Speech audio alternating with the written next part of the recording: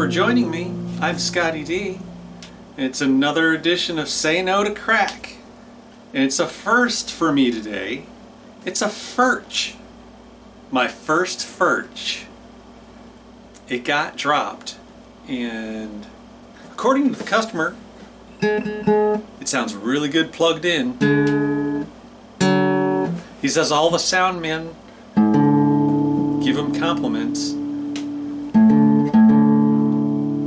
Can't imagine getting compliments with strings this old. But let's fix these cracks with some hot hide glue. Stick around. Right here. Yep, you can hear it. I bet you one of these braces is loose as well. I can hear it. It's usually the sound of the brace. It's also this. Yeah, that needs glued up. See that moving around?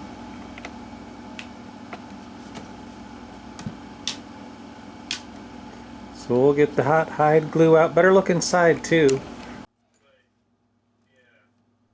In addition to gluing cracks and gluing braces and actually even making a brace for this guitar, we're going to be re-gluing or resetting the bridge. You can feel the pins with the feeler gauge. It's come unglued. Well, let me try to get a little bit of the hot hide glue into this board crack, this main crack right here. I'm just using a plastic pipette to bring the hot hide glue over to the top. Push up from the inside, open up the crack.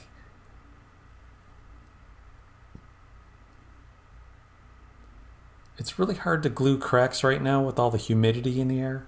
All the guitars are all puffed up right now. All their cracks are squeezed closed. See, in the dry winter months is the best time to glue them up when they're open. Or you can add hydration by putting the body of the guitar in a trash bag with wet sponges in the wintertime to kind of get them to close just right.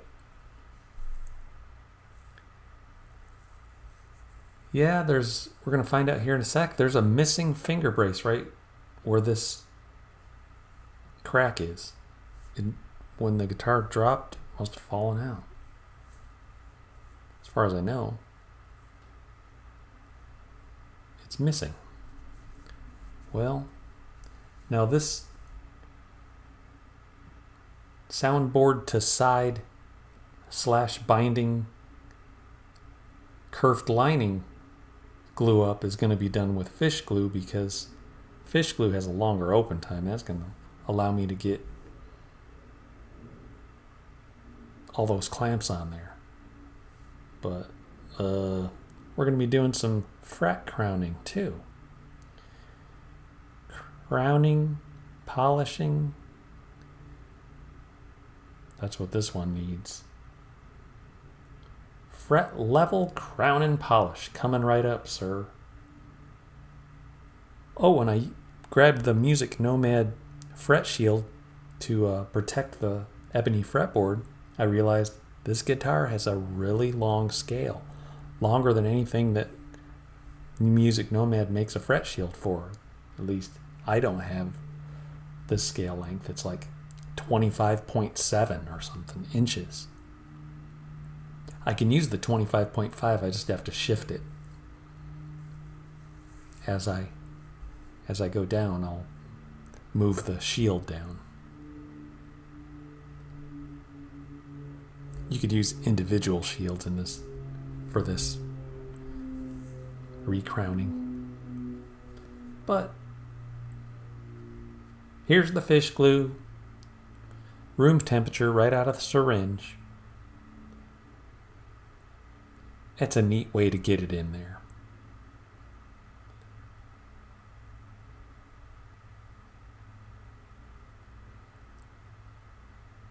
You just go around and then you come back and pump it up and down, and it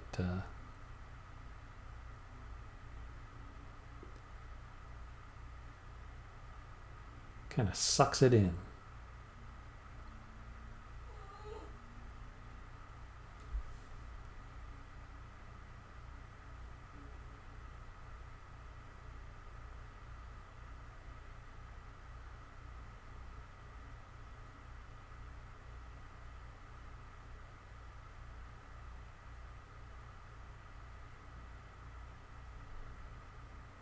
put a jack on the inside of the guitar so I can pump the top up and down.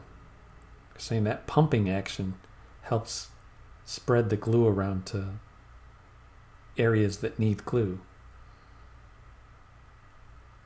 And as I pan out and look through the sound hole, we'll see that it did squeeze and it even dripped down a little bit. I like to push it in with my finger a little bit while the jack is pushing up on the top. Here I'm opening and closing the jack.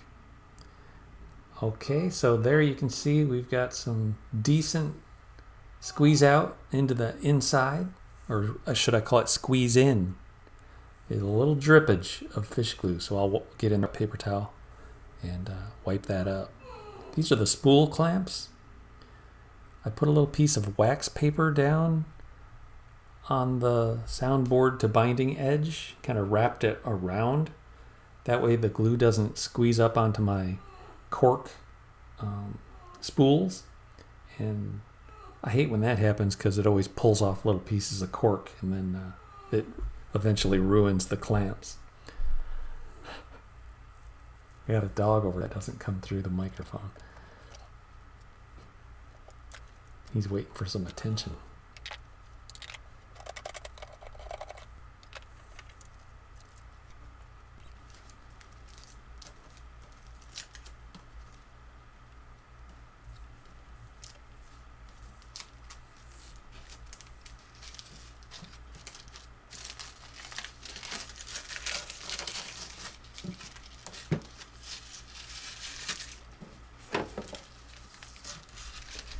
Now for the bridge, I like to use this silicone heating pad. If the bridge doesn't have any celluloid inlays on it, I like to plug it into my speed controller. I take it down about to 75% voltage instead of leaving it at 100, which is a little too hot. The wood starts smoking right away. It gets scary. Starts smelling too. I just dial it back a little bit, the voltage, with the speed dial adjuster. Sorry I didn't show you that.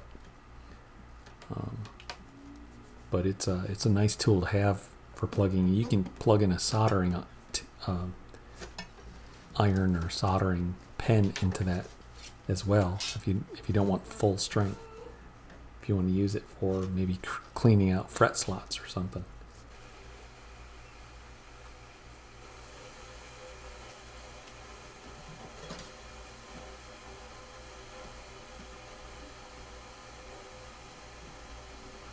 All right, here it is.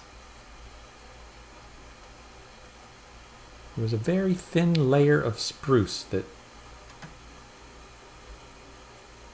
was left on the bottom of this ebony bridge. The finest couple fibers of spruce. I cleaned it off by laying a wet paper towel down over it for a half hour and then just scraping it off. Didn't have to sand it off. But while it's still hot, I'll clamp it down to the table. That way the wings don't flip up as it cools. Those 3 pieces of tape in the center make it retain its, or help it to retain its belly. Or should I say underbelly. You can see how it was sitting on the lacquer. It's the way they do these for the clean look. It's something they do in manufacturing to speed up the process. All right, before I go finishing this off and sanding it and pressing on it and all that stuff, I need to get that finger brace back in there. I need to make it because it's missing, and I could tell by the other side about approximately how long it should be, how wide and how thick, and the main thing is it needs to go right across that crack to support the middle of it. And if it's a slightly different than the original one, that's fine.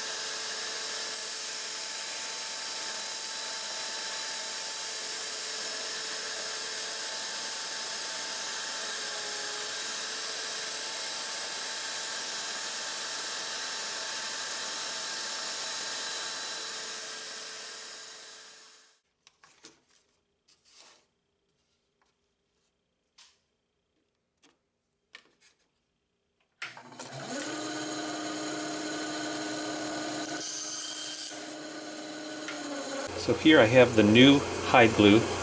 Need to make up a batch of that. Here's the batch that was in the fridge. It's got a little mold on it, actually. And I'm going to use the good half of that, put it in here. And then we've got some brand new fish glue and some old fish glue, and I'm going to show you how to test your old fish glue to make sure it's not expired. So I keep mine in this glass jar, which works great. I'll get a little bit on my finger,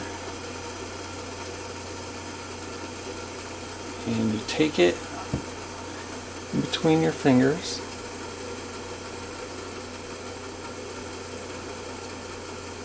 And after a few seconds, you'll see these wispy, spider-webby silk strands floating in the air. See them? Little floaties. That means it's still good. If you don't get that, throw it out. I'll sand it with 120 grit sandpaper.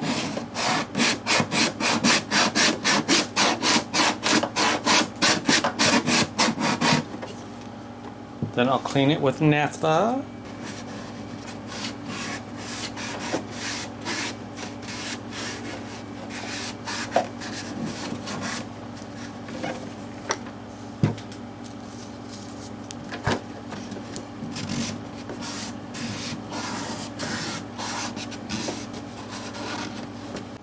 I'm making use of a few magnets to locate it. I'm going to tape this one down, add the glue, and stick that in there. Hopefully I don't miss the mark.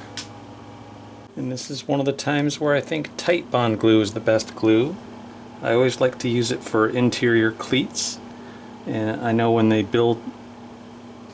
artisan builders build their guitars, they like to use it for the braces.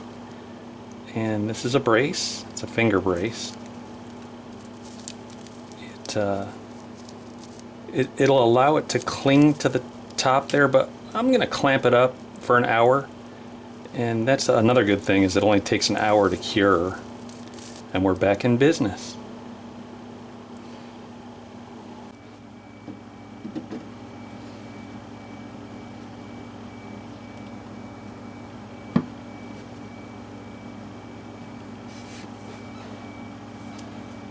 Okay, look at that. Looks like I hit the nail on the head first try. See if I can get a couple clamps on her. We'll squeeze that baby tight.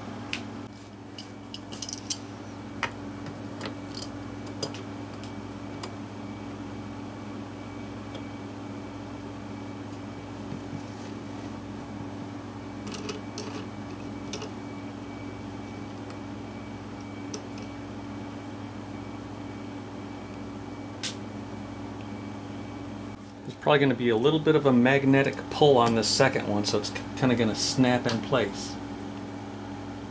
Not much with that nylon foot that I put there. I'll just use this piece of rosewood as a spacer. And good squeeze out. Good. We'll be back to work on it in an hour. I've got all four, well, the other three finger braces are loose on one end or the other, and I'll use a different type of glue for that because I need to put it in a syringe and squeeze it in. I think I'll use hot hide glue for the loose ends finger braces, and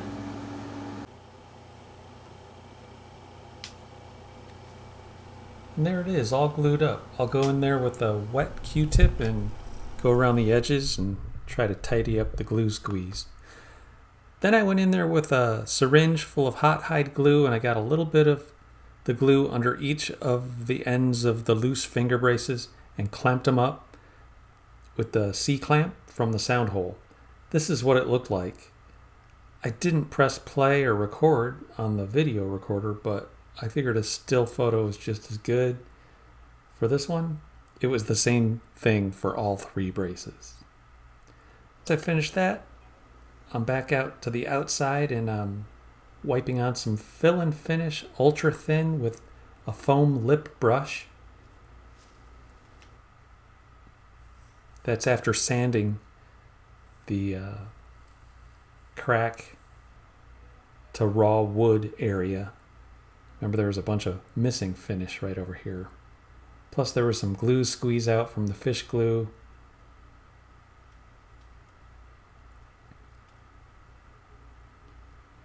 So I used fish glue on the binding in the kerf lining, and soundboard glue up. A little bit of fill and finish master glue. Actually, it's called Glue Boost Master Glue on some of the soundboard cracks. Right there, I'm buffing it with the polish. Now I'll prep the bridge with 120 grit sandpaper, and I'll tooth the bottom of the ebony bridge with this scoring knife. I find ebony as a very non-porous hardwood that needs all the help it can get. So by putting in these tooth lines, it allows somewhere for the glue to go. Gives a little tooth for the glue to grab onto. This is a trial run, or a dry run. This bridge had a rabbet routed into the perimeter of it so that it sits down a little bit further in the middle. It kind of sits on top of the polyurethane around the perimeter, and that's why there's a rabbet routed into the bottom of the ebony. Some people like to sand that off and remove the finish, but this is a thick polyester finish. It would take hours to chip off, and I'm just not going there with this job. The acetone cleans oils and such off of the ebony, and it dries it out basically so that it's thirsty for a little bit of glue. You wipe it with the acetone, it dries it out slightly, and then it's like a sponge. It's able to wick in some glue. I'll spread the fish glue around with the lip brush.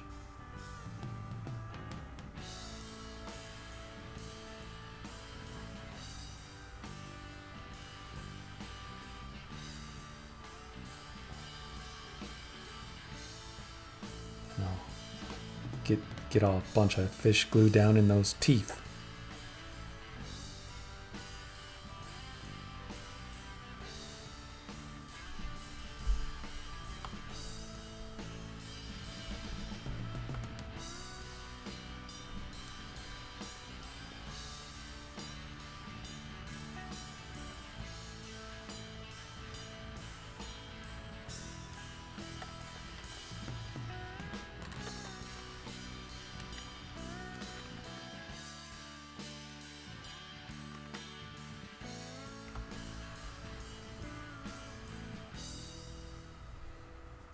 I'll clean up the squeeze out with some wet Q-tips or some wet paper towels on a craft stick.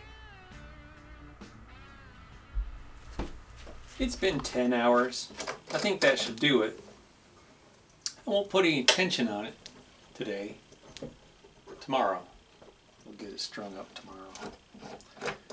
Figure out what strings. I think they're 80-20 bronze.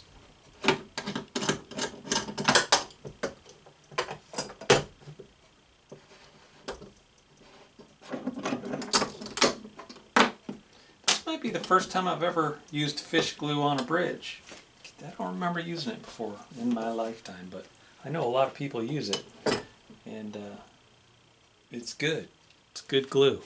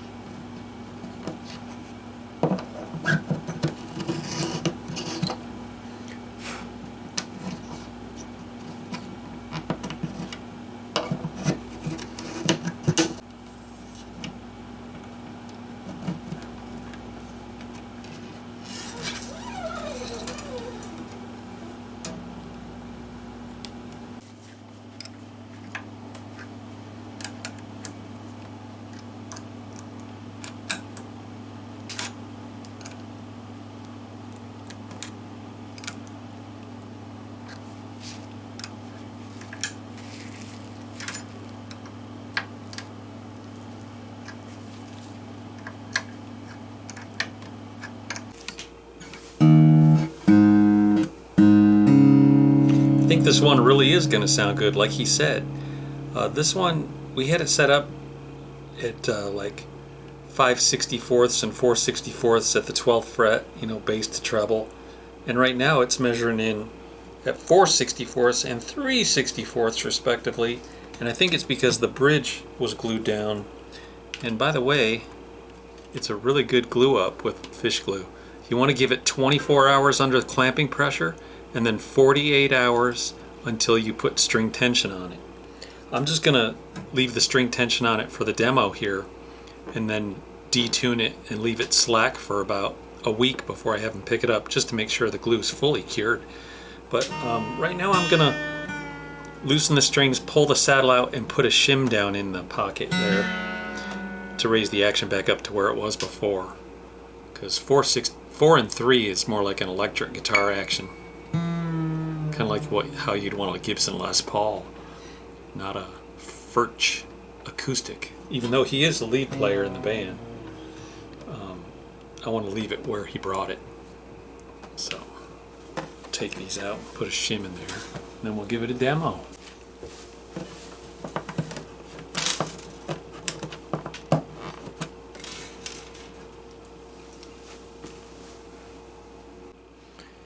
I heard through the grapevine that it's always a good idea to put the shim under the saddle. If you can manage to do that, that way the saddle still rests directly on the piezo strip.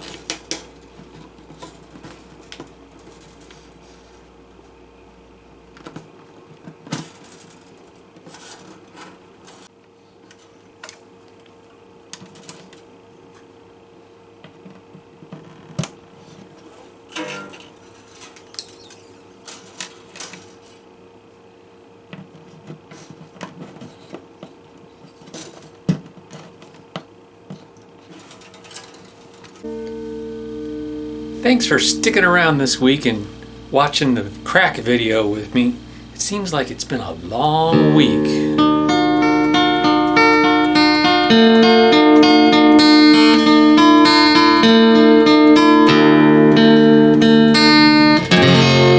This is plugged into that Marshall electric amp. It does sound good for an electric amp.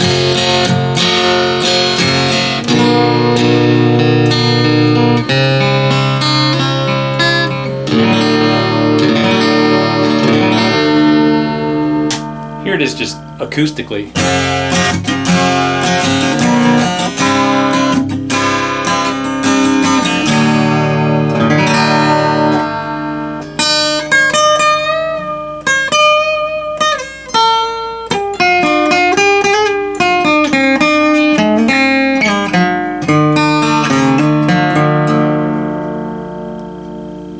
Catch you next time.